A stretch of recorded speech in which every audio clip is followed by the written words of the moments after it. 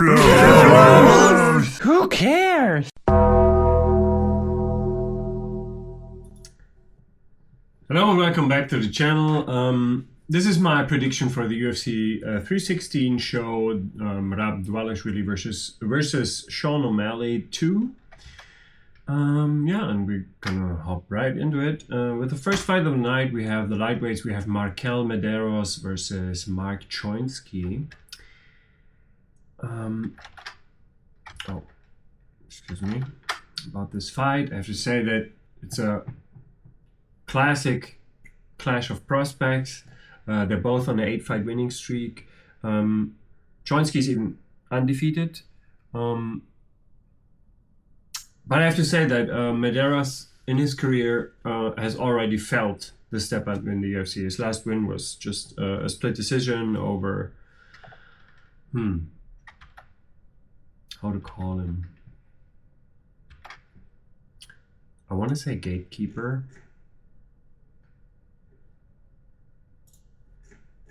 Kinda, in Austin Hubbard. Because it's his, I think, third UFC stint. I think the third or the second, I'm not sure. Well, he came back to the UFC through The Ultimate Fighter. Yeah, and he's always had like a couple wins, couple losses in the UFC. I think he's overall his record in the UFC, I think, is negative. Not by much, but a little bit. So losing to him, or just getting a split decision victory over him is, it shows that he already felt it. And I think that Choinsky might have more potential than that. Plus, he's by far the strongest grappler that Medeiros has ever faced. And yeah, I think Choinsky's going to get a decision. That's what I want to say. My bad. Here. Choinsky's going to get a decision, I think. We move on. We stay in the lightweight division. We have Killen Salkild versus Yanal Ajmus. It's another prospect fight. It's also very hard to predict because I've seen Salkild fight, but I've actually have no recollection of Ajmus. Maybe I've seen him, but I forgot again. They both prefer to strike, but in my opinion, Quillan Salkild is more versatile and he's tougher. And I simply think that this will guide him somehow to victory. I think he's going to break Yanal Ajmus at some point. Maybe not break him, but he's going to get a decision. That's what I think. Decision victory for Killen Salkild.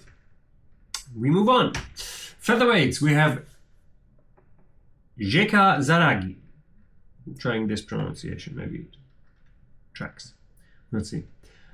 He's fighting Yi Yo Sang. My bad.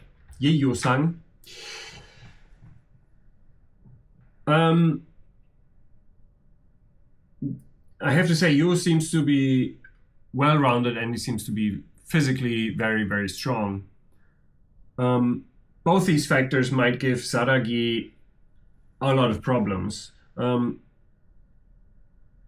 think he has been, and will be broken again on Saturday. So I'm going to say TKO victory for Yu Yo-sang. I think. We move on. Already, yeah. Last fight of the early prelims, we have in the women's flyweight division, we have Ariane da Silva versus Wang Kong.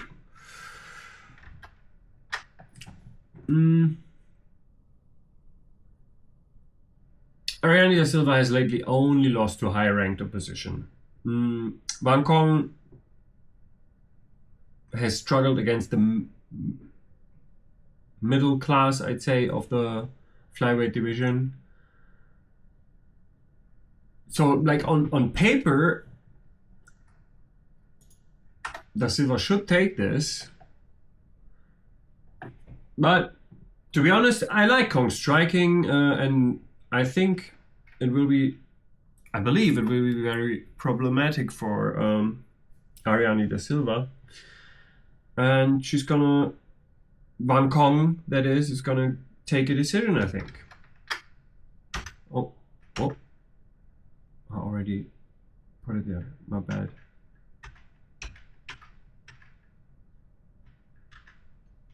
Oh, that's why I didn't have the effect there. Okay.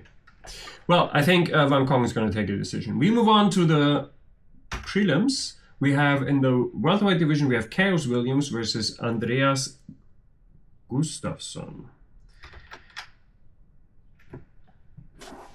That's a very, very tough fight for a UFC debut, I have to say. Gustafsson seems to be eager just to fight whoever. Either that's a sign of a lot of confidence or worse. Okay, more factors why this is a very hard UFC debut for him. His biggest threat is his striking, and the most fights he's won, he won by KO or TKO, so by striking and finishing. Chaos Williams has never been KO'd, and he will keep coming until the final bout. Maybe Chaos can hit him early and hurt him early, but I think that Chaos Williams will show his toughness and experience and get either a late TKO or the decision in the end with probably rounds 2 and 3. I'm leaning towards a decision for Chaos Williams. By the way, I'm sick, so I know I look this way, I know I sound this way, I'm sorry about it, but I thought we need the update anyways, so I did it anyways, but yeah, excuse me for being sick. I'm trying my best over here. We move on. Heavyweights, is it the only heavyweight fight? I think it's the only heavyweight fight on the card. Let me just double check this. Yes. Of course it is. We have Sergey Spivak versus Valdo Cortez Acosta. Interesting fight. Some would say. I wouldn't necessarily agree. Because I think Sergey Spivak, he's a veteran in the UFC. He's been there for like 10, 15 fights, something like that. But during his UFC career, he's had, I would say, one major kryptonite, and that has always been power punchers. And Valdo Cortez Acosta is a power puncher. So yeah, it's also the biggest test for Waldo's career, but I think he will pass. I think he's going to hit him with something big, and he's going to get the finish. So, TKO. What the hell? My bad. 1 second. 1 second.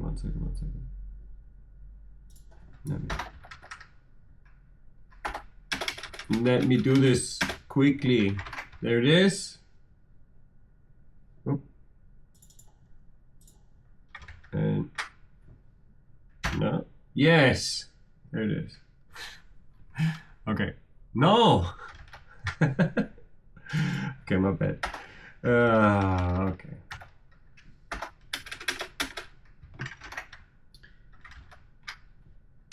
No? Yeah. Okay. I think Valdo Cortez Acosta, all jokes aside, I think Valdo Cortez Acosta by TKO. At what point in time? I don't know. But probably rather early. We move on. Light heavyweights, we have Azamat Murzakanov versus Brenson Ribeiro. Yeah. Murzakanov might be the biggest favorite on the night. I don't know the quotes. But on fight night, I think that Azamat Murzakanov, if he's not the biggest favorite, he is one of the top favorites of the night. He got his replacement bout, who had like 3-4 weeks, I think, to prepare, which is fair. Yeah, but Murzakanov, he's an undefeated fighter. He's very well rounded, but he likes to strike and finish people. And in his career, Branson Ribeiro has struggled a lot with powerful strikers. And Saturday will be no different. I'm sorry, Branson, but you're gonna get TKO'd. We move on. Flyweight division, we have Bruno Gustavo da Silva versus Joshua Wan. In preparation for this, I changed my mind like 3 times who would win this fight, so maybe I'll change during the recording, we'll see. I think this fight will be very, very fast-paced. Flyweights, of course, but yeah, it's going to be fast-paced. Mainly because I think Bruno Gustavo da Silva should push the pace and will push the pace. Also, I assume it's going to be a fun fight in general. I don't know how and where it's going to turn out, because it's possible that da Silva is going to try to grapple a lot.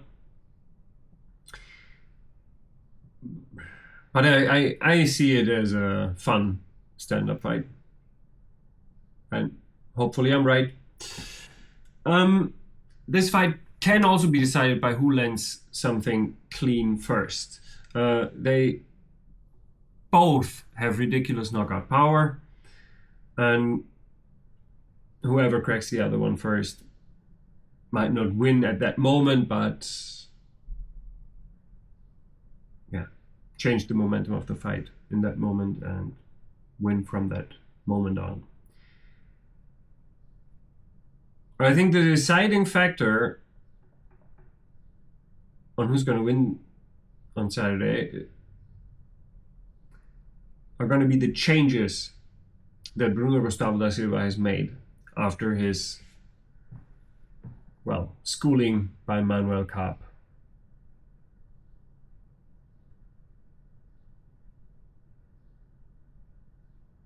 I like Joshua Van's fighting style, but I think he sometimes looks a little stiff, which is why I'm leaning towards Bruno Gustavo da Silva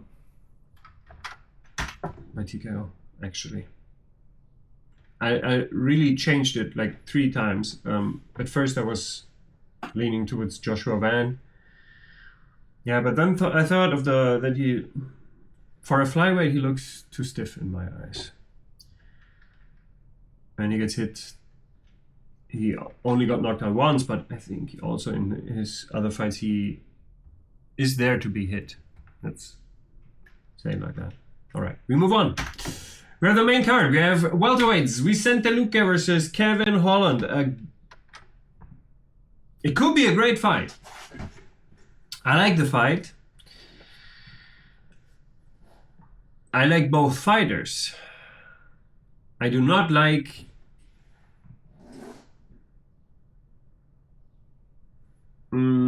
how to say this politically correct. I do not like the image that Kevin Holland has online, which shows him that he's not working as hard as others while having other priorities besides fighting. I think he has a lot of potential. When he came into the UFC, I thought he could become champion, but it feels like he does not want to become champion. And I don't like that. Because if you're in a sport and you don't want to win, why are you in this sport? Unless it's just for fun, but I don't think like punching people in the face and getting punched in the face should not be that much fun, no? Some fun, yes, but come on now.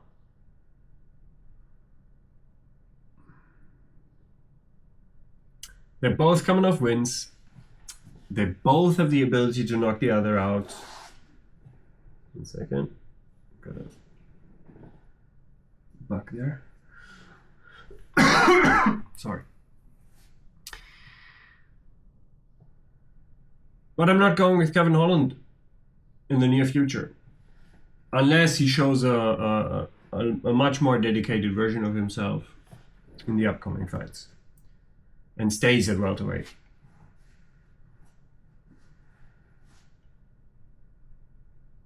Then I might be convinced to root.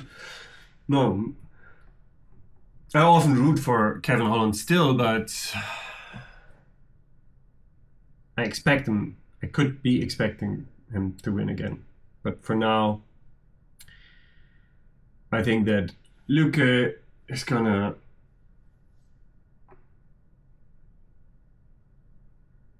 have his way, kinda, with his technique, with his ability to take a shot as well, his toughness.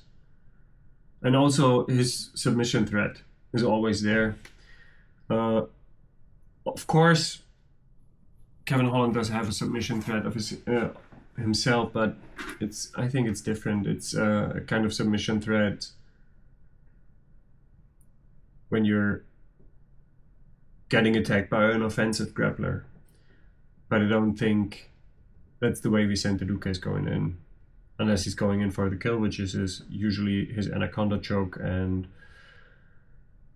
yeah, I don't think if it comes to that situation that Holland's gonna just reverse and submit Luque. So I'm leaning towards Vicente Luque by decision, even though they both have been like surprise boxers lately. But I like both. I like both guys' fighting style. I would love to see them rise in the rankings. We move on. Bantamweights. We have the second last bantamweight clash, I think. Yeah. Mario Bautista versus Patchy Mix. Sorry. Still a little bit coughing. Sorry. Nothing I can do about this. Voice gets worse the longer this recording goes. Okay, Mario Bautista versus Patchy Mix. Interesting matchmaking, I have to say. Like to put the most hated blanket guy in the UFC at the moment against the newcomer who is known for boring, dominating fighting style. Also kind of like a blanket. And Mario Bautista wasn't known for this, but he shouldn't have done to Jose Aldo what he did. And I think, I really think for right now, if you ask MMA fans, who's the most hated guy for holding down people at the moment in the UFC, it probably is Mario Bautista. I have to sip a little bit of my drink, I'm sorry.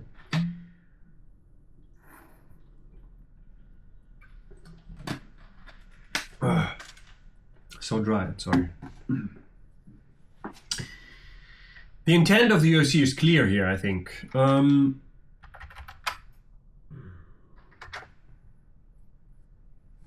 They would like Patchy Mix to thrive and gain fans by, basically doing to Bautista what he did to Jose Aldo. But on the flip side, Bautista's best way to victory seems to be his KO power, which he has, and which could give him some redemption and show that he can be an entertaining fighter. But I believe that Patchy Mix is going to do exactly to Mario Bautista what he did to Jose Aldo, but better, in a much more dominating fashion. And then he's going to get a unanimous decision after 3 rounds. That's what I think. And we move on. Middleweights, Kelvin Gastelum versus Joe Pyfer. It's always a shame to see Kelvin Gastelum at middleweight. He's always giving away so much size. That being said, I still think that he's a level above Joe Pyfer. I think Joe Pyfer is talented, yes.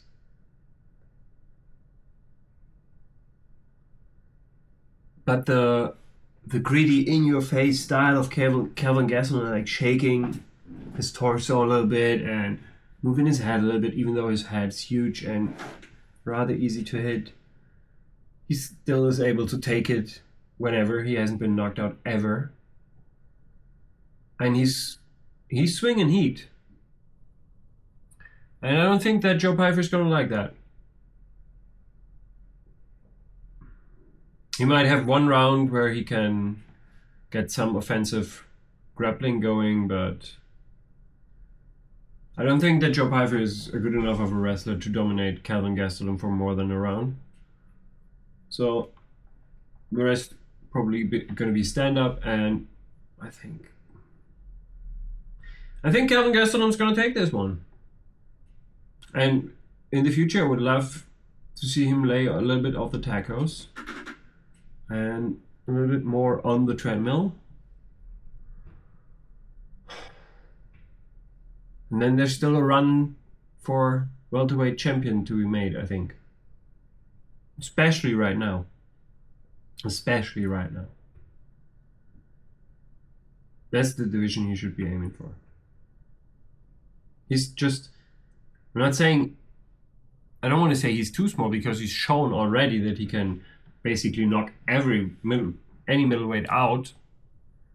So he's not too small. But it's just a lot harder than it has to be. But as I said, I think Calvin's going to take this one. Joe Pyfer is good, but not that good. And Kelvin Gastelum is top 10. Top 10 middleweight, even though he should be a top 5, top 3 welterweight, in my opinion. We move on. Co-main event. We have the Women's Bantamweight Championship on the line. Juliana Pena versus Kayla Harrison. It took some time, but on Saturday we're gonna actually find out who will be Amanda Nunes' heir. Like 2 or 3 years after she retired. Okay, about this fight. Juliana Pena is very tough. That's her biggest asset. Because on the feet, I think Kayla Harrison should be okay. I'm not saying that she's better on the feet or as good as Juliana Pena on the feet. I think Juliana Pena is a little better on the feet, but it's not... She's no boxing wizard. She closes her eyes whenever she tries to come in and connect with her punches. Or at least she used to close her eyes. So I think that Harrison's going to be okay on the feet, but I think she's also going to dominate as soon as it hits the ground. The deciding factor in this fight is Kayla Harrison's cardio. So the deciding question to me is, can Juliana Pena break Kayla Harrison late? Or will Kayla Harrison reach the decision, the final bell? I think that's what it comes down to, and in my opinion, Kayla Harrison had all this time to prepare, and she probably did a lot of cardio, and I think she's gonna make it through 5 rounds and become the new women's bantamweight champion. Main event of the evening. We have the rematch of Merab Dvalishvili versus Sean O'Malley for the UFC bantamweight championship.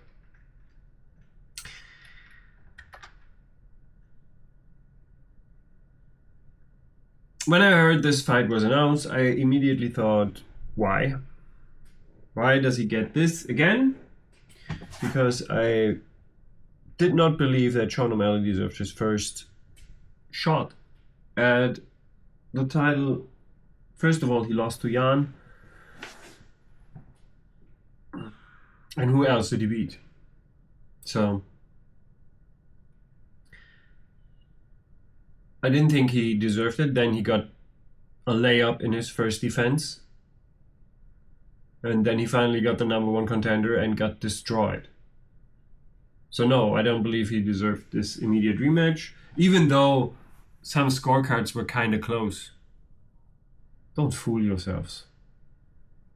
What do you think would have happened if Merab did everything he could to finish and dominate Sean O'Malley to the best of his ability? You think he would have kissed his neck? Or land a couple of bombs on him? I don't think for this one Dvalishvili is going to kid around anymore. So even though this fight is a huge favor to Sean O'Malley, I don't feel like it actually is a huge favor, because he did not have enough time to change his game that much, to upgrade his game that much, to withstand like the tiny tornado of Merab Dvalishvili. He should have that nickname, actually. Now, who am I thinking of? The Animaniacs?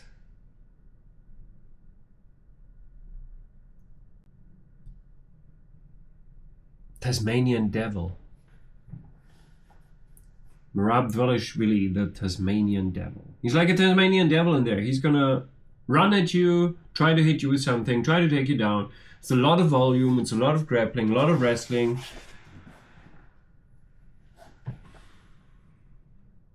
I don't see Sean O'Malley defending it this time, unless all his excuses were real. But I doubt that they were, because he always has a lot of excuses whenever something does not go his way. So I don't think he can change his game that much to beat Merab. And I think that Merab actually said in an interview that this time he's gonna go all in on it and not like have so much fun with it. And if Merab goes for the kill, I can see him getting a TKO here, actually. Unless the only thing I can see for Sean O'Malley is if he catches Merab Dvalishvili clean. Because if he doesn't catch him clean, Merab's gonna recover and take him down, and you know where I'm getting at. He has to put him away or he's gonna lose. I don't think he can withstand Merab's constant takedown threats for 5 rounds. Many people tried. I think Jose Aldo was the only one who actually accomplished it, right? Yeah, but Merab has grown since, so I'm leaning towards the TKO for Merab Dvalishvili. Okay, those were my picks. We make a quick rundown. We have Mark Choinsky, I think. Oh, my bad. Let me quickly move my handsome visage over here. Mark Choinsky is going to get a decision over Markel Medeiros. Killen Salkild, a decision over Yanal Ajmus. Yu Yong Sang, TKO against Jeka Zaragi. Van Kong gets a decision over Ariane da Silva. Chaos Williams, a decision over Andreas Gustafsson. Valdo Cortez Acosta is going to get a TKO over Sergey Spivak. Azmat Murzakhanov, TKO over Benson Ribeiro. Bruno Gustavo da Silva, also TKO against Joshua Van. Vicente Luque, a decision against Kevin Holland. Patchy Mix, decision against Mario Bautista. Kelvin Gastelum, decision against Joe Pfeiffer. Kayla Harrison, decision against Juliana Pena. And Merab Dvalishvili, finally a TKO against Sean O'Malley. Those are my picks. I hope you enjoyed. If you did, please consider leaving a like, commenting, and subscribing to my channel. The only way this project can grow is if people pay attention. So please do that. Oh, my bad. My bad. Here I am. And yeah, that's it for this week. So we need in the middle again, right? And I see you guys in the this weekend. I'm here. For last weekend, I did not make a post UFC post because I was really disappointed by the card, including the main event that was cancelled last minute, and I didn't watch it all live. Plus, I got sick on the weekend. Nah, I'm sorry. I was done for that fight card.